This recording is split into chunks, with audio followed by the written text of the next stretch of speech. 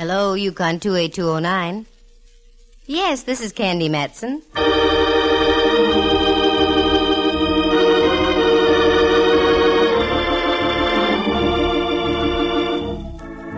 Did you ever know a girl private detective?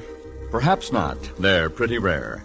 Well, we've got one. Candy Matson is the name. And she's both pretty and rare. Figure, she picks up where Miss America leaves off.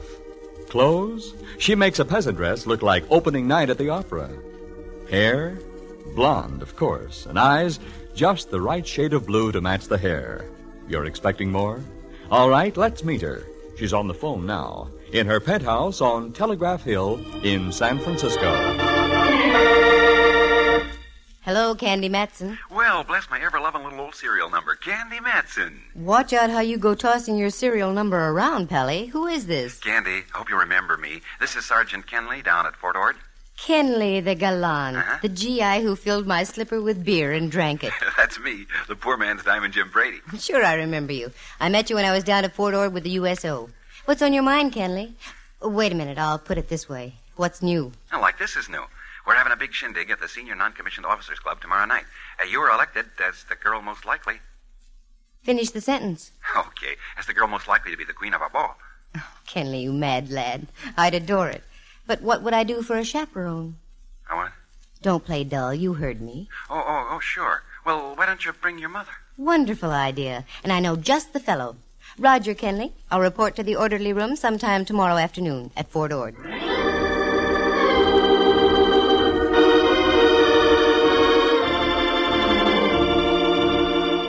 That's the way things happen with me, so casually. I'm at home on Telegraph Hill overlooking San Francisco Bay, polishing a few old sapphires, when the phone rings. Sounds innocent, doesn't it? But I ran into 2 rather grisly murders in Monterey. Want some details? Listen. When I told the sergeant I knew just the fellow to be my mother, I meant my old pal Rembrandt Watson. In former days, Rembrandt, an A1 photographer now that he doesn't imbibe, used to see double by noon, triple by 4, and complete darkness by 8. One night, the darkness became too dense, and he suddenly saw the light. That's when he threw all his bottles out the window. Of course, he was arrested for disturbing the peace, but he hasn't touched a drop since. And when I mentioned Rembrandt as my chaperone, I wasn't fooling. He's been like a mother to me many, many times. He was just back from his vacation, so I got in my car and drove over Powell and down California Street. At Grant Avenue stands Old St. Mary's, and on the bell tower just underneath the clock, there's a sign that says, "Son, observe the time and fly from evil." I'd seen it before, but somehow that afternoon it had an added meaning. I parked my car and went across the street to Rembrandt's apartment. Candy. Rembrandt, you old dear, how are you? Wonderful, just wonderful. Darling, you're looking simply grand. Slice it thinner, Rembrandt. You've only been gone 3 weeks. Sorry, dear. Do come in, won't you? I'm just having some tea. Won't you join me, Candy? I'd love it. It's all ready. Oh, bleep, bleep, bleep, bleep. Bop. Wait a minute. What was that again? In case you don't know, Dove, that's Bob. Where did you ever pick up Bob? I was visiting a friend of mine last night, a professor of psychology, over at that institution across the bay. California? No, San Quentin. He's a penologist. He played some bop records for me. Well, what do you think of bop, Rembrandt? They say it's the latest thing. Why, girl, I can remember when they were playing bop back in 1926. You can? Certainly. Only in those days they called it vo-do-do-de-o, vo-do-do-de-o-do. Here's your tea, Dove. It's warm. Thanks.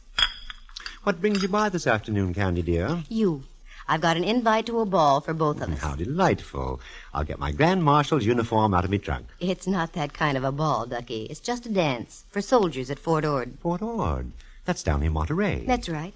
And I want you to go along as my chaperone. Candy, I'd really love it. Good. I'll pick you up at noon tomorrow. Oh, I'm sorry. I have an appointment at 2. You run along, and I'll get the Del Monte special. Okay, and I'll pick you up at the station in Monterey. Splendid, splendid.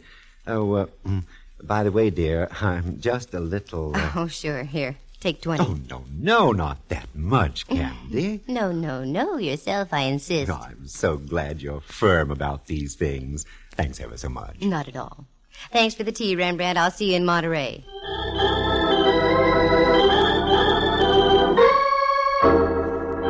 I gave Rembrandt a little chuck under the chin. He quivered his bushy eyebrows, and I left. If I was going to be queen of a military ball, I had to get some royal raiment. I picked up a mantilla and a strapless evening gown you had to hold up by sheer concentration and deep breathing. Then I had a quiet dinner for one, please, James, and went home and climbed aboard the Dream Express quite early. When I woke up, I had the nasty feeling that I had something to do. Then I remembered. I had a date that evening with Mallard. That's Inspector Ray Mallard of San Francisco Homicide. The nomenclature reads 6'2", weight 190, nice features, smart guy when it comes to solving a crime, but when it comes to talking about us and the future, he freezes up completely. I got dressed and whipped down to the Hall of Justice on Kearny Street. Well, Candy, how's Telegraph Hill's greatest lady detective? At the moment, Mallard, dear, I'm just between detectives. Kind of slow, huh? No, not slow. I just wrapped up a case. Now I want to take it easy for a few days. I've got news for you, Candy. Such as like what? Such as like I can't keep our date for tonight. Oh, Mallard, I'd been counting on it. I know, Candy. I'm sure sorry. But how did I know this guy was going to do what he did out in the Terrace district? Playing straight, I say. What did the guy do out in the Terrace district? He parlayed a sudden impulse into a seat in the gas chamber. How so? He done in his old lady. Mallard, don't talk like that. Okay. He ostracized his wife from the world of the living. With a pipe. That's better. Over the head. I get the picture. Anyway, I've got news for you, too. And yours would be? I'd have to break our date tonight anyway. Uh-huh. I just knew I was going to get stood up. And tonight's the night that Tex Acuff is playing in Loves of Laredo. Candy, it's Acuff's best movie. Acuff will just have to keep his chin up. You're busy in the Terraval, and I've got to be at a dance at the NCO Club at Fort Ord. Oh, that's right. I am busy tonight. So you're going to Fort Ord, huh? Mm-hmm. Weren't you there a couple of times during the war? That's right. With the USO. That same sergeant still there? The same sergeant. He's the one who asked me tonight. Now, this calls for drastic action. Come here, Candy. Mallard.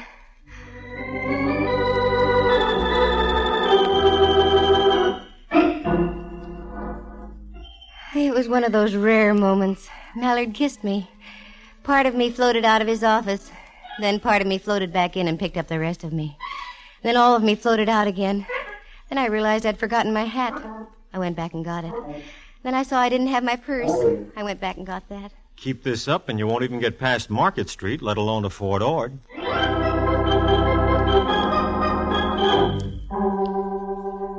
That Mallard, he can do the sweetest things sometimes. That was one of them.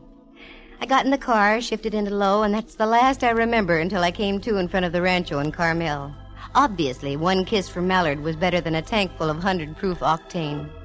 I registered, got a cabana out and back, showered, changed, and drove back into town. The drive down must have been dusty because I was extremely dry. So I stopped at Griff's, a cute little place with old theatrical pictures all over the walls. Yes, miss. Would you care for something? Oh, yes, a martini, please. Very dry. Very dry. Righto. You're new here, aren't you? Yes, I am. I started working here about 3 weeks ago. I thought so. I was down about a month ago, but I don't remember seeing you. No, the fellow who was here became ill. Mr. Griffin hired me. Nice place to work. Oh, yes. It's very enjoyable. Here you are, miss. Thank you. I know you don't know who I am, but I'm a very good friend of Mr. Griffin's, and I came away without any money. Could you cash a check for me?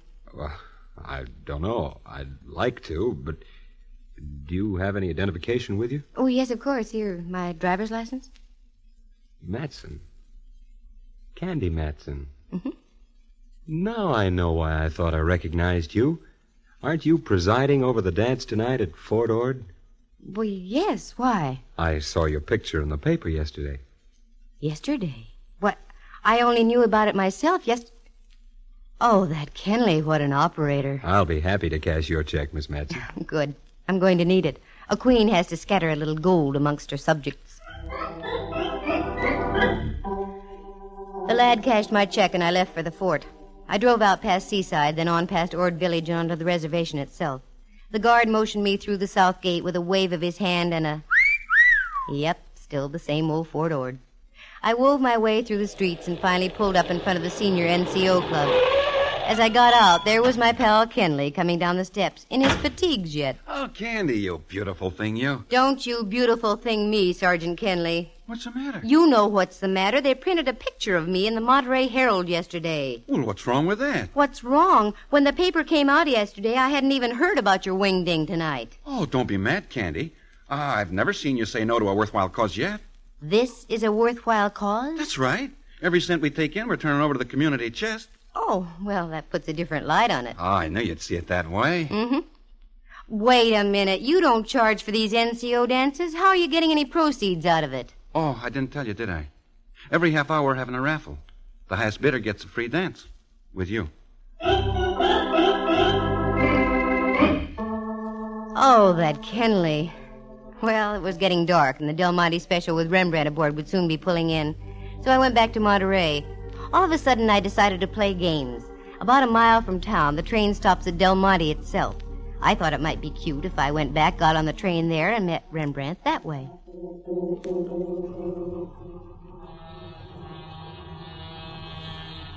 There she was, coming right in on schedule. I parked the car and went over to the little country-like station. The train wasn't in sight yet. It has to make the bend around Seaside. There it was. Now the headlight was sending its beam down the shining rails. It stood out like a beacon in the Monterey twilight. Then I saw it. The glare of the locomotive's light picked up the crumpled body of a man. It was stretched across the tracks in a grotesque manner. Suddenly my mind flash a signal to my feet, and I moved. It was a man, all right. The train was getting closer. I grabbed him by his lead-like shoulders and tugged. He wouldn't budge. I tried again, but still no luck. I looked down in desperation. That's when I saw that one of his feet was jammed between the rail and a tie. I gave a yank, and the foot came free. Then I grabbed him by the shoulders again. He must have weighed over 200, but little by little I was getting his body over the rails and off under the shoulder. Finally, I made it, just as the Del Monte rolled by.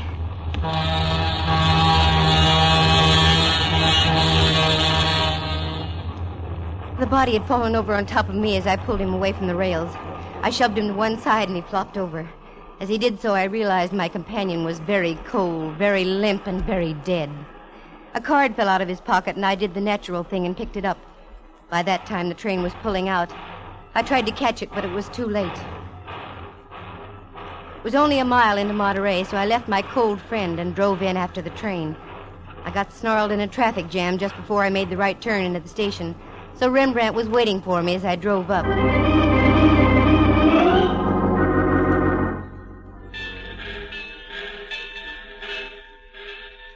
Dove, how nice of you, right on time. Never mind the salutations. Come on, we've got work to do. Don't tell me I'm supposed to take your place at the ball tonight. No. I've discovered a body. Candy, dear, how occupational. How irritational. Come on, let's go. Where? Monterey Sheriff's Office. But you'll miss the ball, girl. Not tonight, I won't. I darn near got killed myself. Tonight I'm going to have fun. Let's go. I went over to the sheriff's office. They have a staff of 9 men. I placed everything in their capable hands and drove Rembrandt over to one of the local hotels. I went back to the rancho, climbed into my strapless queen outfit, and went back to pick him up. He came out with a bewildered look on his face. I didn't say anything. We drove along through the Ord reservation, and finally I popped the question. Okay, Rembrandt, what's wrong? Nothing except this. What's this? A card. While I was dressing, a man knocked on me door, shoved this into me hand, and told me to tell you about it, and left. Let me see it. Here. Oh, careful, Dove. Don't go off the road. The military wouldn't like that. They dislike messy forts. Wait a minute. Look through my purse, Rembrandt. Precisely for what? For a card that matches this one. Lipstick, lighter, handkerchief. Oh, here we are. You're right, Candy. It matches exactly. Does it make sense? Not yet. This is a warning, Rembrandt. A warning to keep my nose out of somebody's business. Yes, but what's this on the card? I don't understand. I thought you were studying the cello, Rembrandt, dear. Oh, I am. Then you should know what that is. That's the musical signature for F sharp. The gent who gave Rembrandt the card had obviously been following us since we left the sheriff's office. Now I knew I was in on something. But what?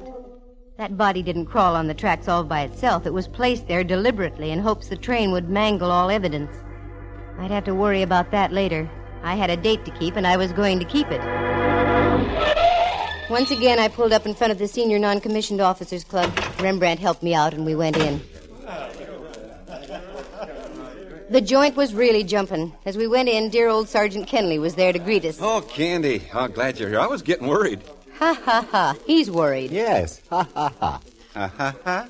I don't get it. That's all right, Sergeant. Kenley, I want you to know Rembrandt Watson, my chaperone this evening. You're... glad to know you, sir. You needn't talk down to me, Sergeant. I have campaign ribbons for just such battles as this. Okay, Kenley. When do we start the raffle? Right now. Come on, Candy. If ever a girl gave her all for the Army, that was I. I danced until my insteps had insteps. Going on toward midnight, they started another raffle. A dark-looking sergeant bid $6, and I was to dance with him. Rembrandt was fighting the Boxer Rebellion all over again with some top kick, so I was stuck, but good. Miss Matson, that was my last $6. You shouldn't have done it, Sergeant. Ah, it was worth it. But if you don't mind, I'd rather not dance. Sergeant, for those kind words, I make you a lieutenant. No, thanks. I'd rather be a sergeant. But would you mind walking outside on the terrace? It's awfully stuffy in here. Sergeant, it would be a pleasure, believe me. We went outside. The night was strictly Monterey-ish, sparkling with stars, not warm, not cold, and a slight smell of sardines in the air. That's good. That meant the canneries were working. But speaking of the smell of fish... Let's go this way, shall we? Why? There's a beautiful view of the entire bay from over here. Look, Sergeant, I only came down here to dance... I said come with me. What? You're hurting my arm. Now, wait just a minute, Sergeant. No, you wait, Candy Matson. I know who you are. You had to come down here where you weren't wanted. You don't seem to understand that I was... You had to go find a body on the tracks, and you ended up with 2 cards that were identical, didn't you? Give me those 2 cards. I haven't got them. Don't give me that. Where are they? I don't know what you're talking about. I haven't got any cards. Okay, sister, you asked for it.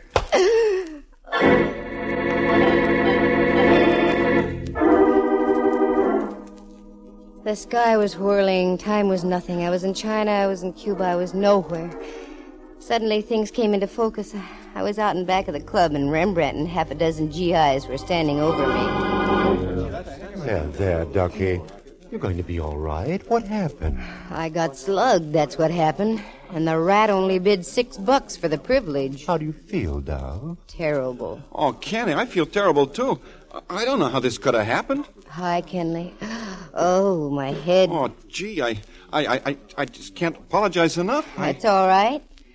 I came down here to be queen of the ball. I got crowned, didn't I? I thanked Sergeant Kenley for the party. It was a nice affair. After all, it was no fault of the NCO club or Fort Ord that I got rapped over the head. So I got Rembrandt in the car, and we drove back into Carmel. Rembrandt was quite concerned. He suggested that we stop and I have a touch of brandy. I didn't argue. We went into Griff's. Good evening. You wish something? Yes, please. Brandy for the lady. Lemon Coke for me. Brandy and... what was that again? A glass of water. A glass of water again. Hold it. You weren't here this afternoon. No, I worked the evening shift. Frankie's here during the afternoon. Frankie? That's right. Frankie Sharp. That's when Roman candles went off and bells started to ring. Thinking back to the afternoon, the guy who cashed my check had one slight characteristic. I remembered as he handed me the money, his cufflinks were stamped musically, F sharp. I must have had a funny look on my face because Rembrandt spoke. What's the matter, dear? Doesn't the brandy agree with you? No, it's not that. I'm trying to put one and one together to make 2, but it doesn't add. Uh-oh. Looks like we're going to have company. Pardon me, Miss Matson. I hope I'm not intruding. Not at all, Corporal. Everybody's getting into the act tonight. Sit down and make yourself comfortable. Oh, thank you. I just heard the regrettable news. You getting slugged at the club. I left just before, I guess. How did it happen? He was a sergeant. He outranked me. Oh, incidentally, my name is Case. Dave Case. 4th MP Company at the fort. Glad to know you, Case. This is Mr. Rembrandt Watson. Oh, how do you do? How do you do, sir? Where's your accoutrement? What? Your billy club and pistol, your armband, and so on. I don't wear them when I'm not on duty, Mr. Watson. Well, you're in good hands, Candy. I've got to leave. Can't stand a place where they only serve you water. That's what you asked for, Rembrandt. I know. Yield not to temptation, I always say. Glad to have met you, Corporal Case. Yeah. Good night, Candy, dear. See you in the morning. You two just stay and talk over the Battle of the Bulge, that knob on Candy's head. Good night, Rembrandt. Does he always duck out on you like that, Miss Matson? He's a man of whims. That's why I like him. This brandy isn't doing anything for me, but I needed some air. Corporal, do me a favor and walk me down to the beach and back, will you? Why, I'd be delighted. We left Griff's and walked down Ocean Avenue to the beach. There was a half moon shining down from the east and hitting the waves. It made the ocean look almost luminous.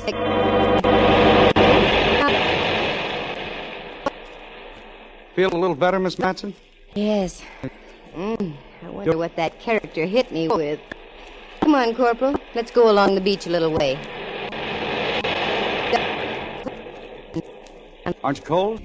No, this is fine. Wait. Wait a minute, Case. What? Down there. Right at the water's edge. Looks like the body of a man. Why, you're right. Let's go.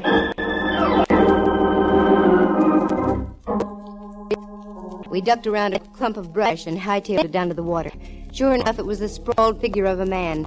Every time a wave came in, the body would change position, setting new patterns of crumpled legs and oddly shaped arms.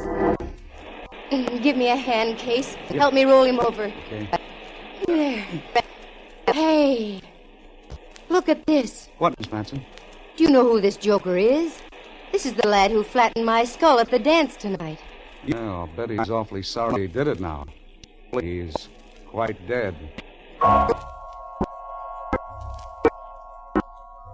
The corporal and I pulled and tugged and finally got the boy high and dry up on the beach. Then we ran up to my cabin. Operator, they must have closed the switchboard for tonight. Well, you wait here, Miss Matson. I'll run up into town. There's usually a prowl car there at this hour. Okay, but hurry, Corporal. Case slammed out the door and I was left alone. I walked over to the cabinet, got a cigarette and lit it. Thoughts were going through my head like a roulette wheel, but none of the thoughts were dropping in the right slot. Then suddenly... Did you ever get the feeling you weren't alone? That a pair of eyes was watching your every move? I wheeled around. There he was, standing over by the closet door. Good evening. My bartender friend of the afternoon. Enjoying your cigarette, Miss Matson? Yes. Yes, I am, Mr. Sharp. Fine. Drag on it. Drag deeply. The last drag always tastes the best. What's on your mind? You've been on my mind ever since you pulled that body off the tracks this evening. Was that one of your jobs? Oh, yes. Hadn't you surmised by my musical signature? Wasn't that being rather dramatic? I don't think so. All great artists sign their work. Why shouldn't I? I came here to paint. But they only laughed at me, jeered. So I decided to paint in a different manner. It was beginning to pay dividends, too. But you and the others, you had to spoil it. I could have been big. Do you understand? I could have owned this whole country. Oh, no, Frankie. You leave too many of your cards around. Recognition. There has to be recognition for everything done in this world. Look. Here. I've got another F-sharp card, Miss Matson. So I see. I made it especially for you. About an hour ago. Is that when you held your pal's head under the surf down there on the beach? Shortly after, yes. And now I shall have to work fast, won't I? Your corporal friend with the muscles will be returning with the police. Over there against the wall, Miss Matson. You can't get away with this, Frankie. I think I can. You see, everything I touch must either live or die. In your case, it's too late for the former. So die you must. Corporal! Get back, Miss Matson. This guy's nuts. Looks like I'll have to add another. Oh, Corporal, you all right? just got me on the shoulder. All right, Mac, try this. Hang on to his gun arm, Case. I'll try to get him with this lamp. Never mind that. He's going to drop that gun right now. Oh. Quick, Corporal, down the hall. You'd better hold it sharp. I'm warning you. Okay, you asked for it. Oh.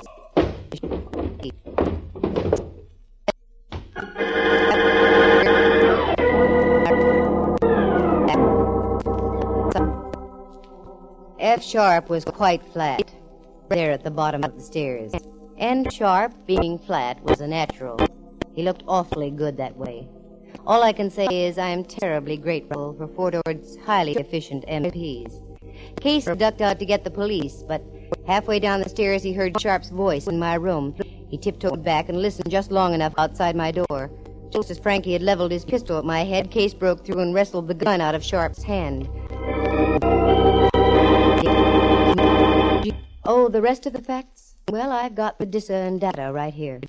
Frankie Sharp was a wise boy. He was dishonorably discharged from the Army in 1946. He came to the Monterey area with a complete load of Army uniforms, fatigues, and general equipment. He set up a little ring of other ex-GIs with bad records, all dishonorably discharged also, all professional gamblers. On Army paydays, he'd rig his mob out with GI uniforms. Then they'd gang up on the boys from the camp and take them for all their dough with marked cards and loaded dice. The gang was familiar with Army routine, so it was easy for them to make like real soldiers. But Frankie Sharp was keeping too much of the loot for himself, so he decided to set up a new gang. One by one, he had his boys marked for sudden and violent death. The first was the guy I pulled off the tracks. Sharp and the fake sergeant who slugged me were parked up on the highway watching to see the Del Monte Special put on the finishing touches. When the gag misfired, they followed me, found out where Rembrandt was staying, slipped in one of their business cards as a warning for me to stay out.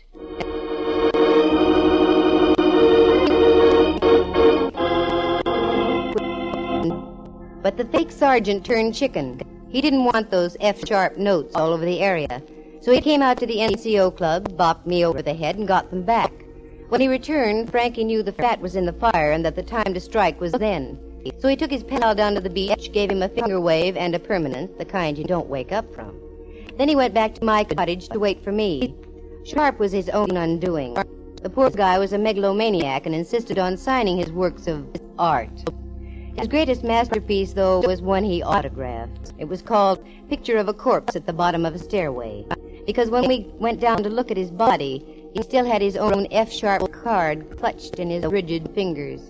Corporal Case? Good boy. He's been studying criminology with the United States Armed Forces Institute. He was discharged about a month later, and because of his considerable amount of gray matter, was promised the first opening with the Monterey Sheriff's Office. Oh, me, it's beautiful around Monterey and Carmel. The soft ocean, the gently rising knolls, especially the one on my head. That's the last time I'm going to be queen of a ball.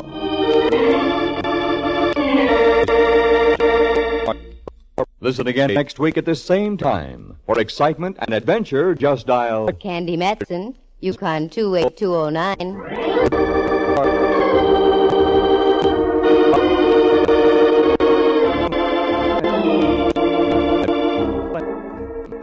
Heard tonight were John Grover as Sergeant Kenley, Lou Tobin as the pseudo-sergeant, Kurt Martell as Corporal David Case, and Jerry Walter as Frankie Sharp.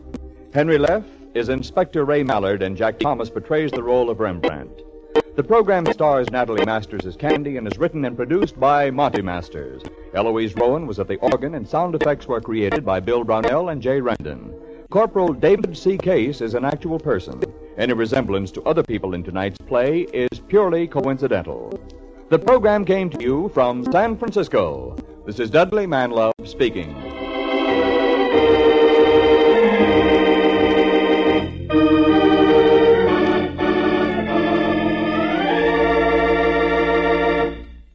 You are tuned for the stars on NBC.